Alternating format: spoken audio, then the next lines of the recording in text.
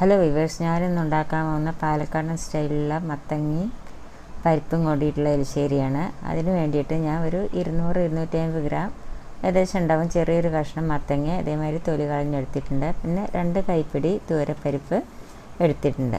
2 കൈപ്പിടിയാണ് എടുത്തിരിക്കുന്നത്. അപ്പോൾ നമുക്ക് അതെങ്ങനെയാണ് ഉണ്ടാക്കുന്നതെന്ന് നമുക്ക് നോക്കാം. അപ്പോൾ അതിന് വേണ്ടി ഒരു കുക്കർ അടുപ്പത്ത് വെച്ചു. അതിലേക്ക് ഒരു 1.5 ഗ്ലാസ് വെള്ളം ഒഴിച്ചു കൊടുത്തു.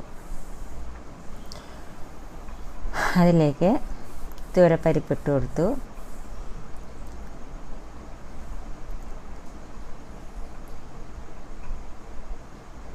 എന്നിട്ട് വേവാനായിട്ട് ഒരു 3 വിസിൽ വരട്ടെ. അപ്പോഴേക്കും നമുക്ക് ഇതിലേക്കുള്ള എലിശ്ശേരിയിലേക്കുള്ള അരപ്പ് റെഡിയാക്കാം. അതിന് വേണ്ടിയിട്ട് ഒരു 5 ടേബിൾ സ്പൂണ് നാളികേരം എടുത്തിട്ടുണ്ട്. അന്ന് 2 ടേബിൾ സ്പൂണ് നാളികേരം നമ്മൾ വറുത്തിടാനായിട്ട് മാറ്റി വെച്ചു.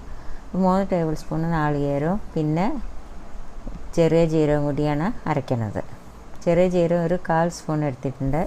നമുക്കിനി പരിപ്പ് വെന്തോന്ന് നോക്കാം. പരിപ്പ് നല്ലപോലെ വെന്തിട്ടുണ്ട്.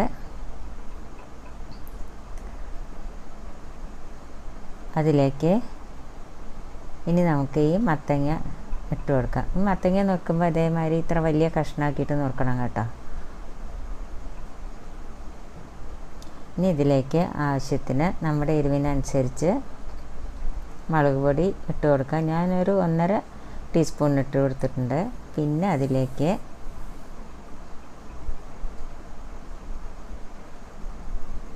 മഞ്ഞൾപ്പൊടി ഒരു 1/4 ടീസ്പൂൺ ഇട്ട് കൊടുത്തിട്ടുണ്ട്. പിന്നെ അതിലേക്ക് ആവശ്യത്തിന് ഉപ്പ് ഇട്ട് കൊടുക്കാം.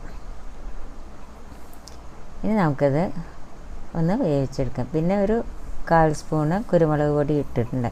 ഇപ്പം നമ്മുടെ കയ്യിൽ കുരുമുളക് പൊടി ഇല്ലെങ്കിൽ നമ്മൾ നാളികേരം അരയ്ക്കുമ്പോൾ ഒരു സ്പൂണ് കുരുമുളക് എടുത്തിട്ട് അതിൻ്റെ കൂടെ അരച്ചാൽ മതി. ഈ നാളികേരയിലേക്ക് കുറച്ച് വെള്ളം ഒഴിച്ച് കൊടുത്തു.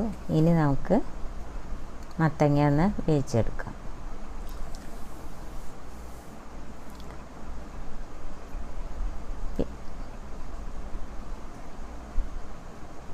പിന്നെ നമ്മൾ ഈ നാളികേരം ജീരകം കൂട്ടിയിട്ട് അരയ്ക്കുമ്പോൾ അത് നല്ലപോലെ നൈസായിട്ട് അരയാൻ പാടില്ല കേട്ടോ. ഒന്ന് തോരൻ അരയണേക്കാട്ടിലും ഒന്നും കൂടി അരയാം. ഇനി നമുക്ക് മത്തങ്ങ വെന്തോന്ന് നോക്കാം. മത്തങ്ങ വെന്തിട്ടുണ്ട്. അത് നല്ലപോലെ ഉടച്ചു കൊടുക്കണ്ട, ഒന്ന് ഇങ്ങനെ പതുക്കെ ഉടച്ചു കൊടുക്കാം. കുറേശ്ശെ കഷ്ണം നമുക്ക് കടിക്കാനും വേണം. അതേമാതിരി നല്ലപോലെ ഒന്ന് ഉടച്ചു കൊടുക്കണ്ട. അപ്പോൾ നമ്മുടെ മത്തങ്ങ വെന്ത് കഴിഞ്ഞു. ഇനി ഇതിലേക്ക് നമുക്ക് ഈ നാളികേരം അരച്ചത് ഒഴിച്ചു കൊടുക്കാം. നാളികേരവും ജീരകവും കൂടി അരച്ചത് ഒഴിച്ചു കൊടുക്കാം.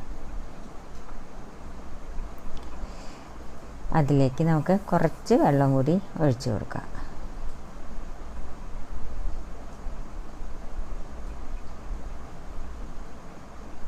ഇതൊന്ന് തിളയ്ക്കട്ടെ. അപ്പോൾ തിളച്ച് കഴിഞ്ഞ് അതിലേക്ക് നമുക്ക് 2 കരിവേപ്പിൻ്റെ ഇല ഇട്ട് കൊടുക്കാം.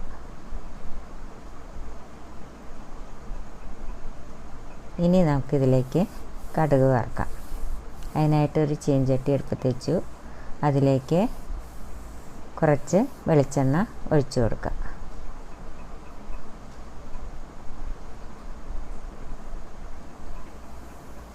ഇനി അതിലേക്ക് നമുക്ക്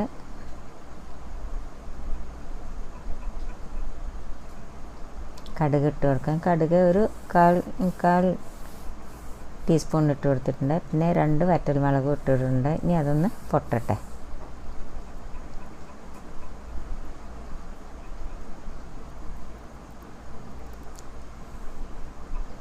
അതിലേക്ക് 2 കരിവേപ്പിൻ്റെയും കൂടി ഇട്ട് കൊടുത്തു.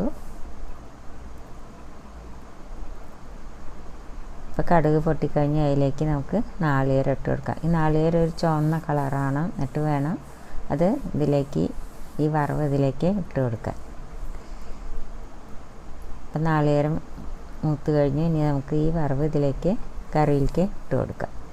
അപ്പം നമ്മുടെ മത്തങ്ങയും പരിപ്പും കൂടിയിട്ടുള്ള പാലക്കാട് സ്റ്റൈലിലെ എലിശ്ശേരി റെഡിയായി കഴിഞ്ഞു. അപ്പോൾ നിങ്ങളെല്ലാവരും ഒന്ന് ഉണ്ടാക്കി നോക്കുമല്ലോ. ഇഷ്ടപ്പെടുകയാണെങ്കിൽ ഒന്ന് ലൈക്ക് ചെയ്യാനും ഷെയർ ചെയ്യാനും സബ്സ്ക്രൈബ് ചെയ്യാത്തവർ സബ്സ്ക്രൈബ് ചെയ്യാനും മറക്കരുത്. Thank you.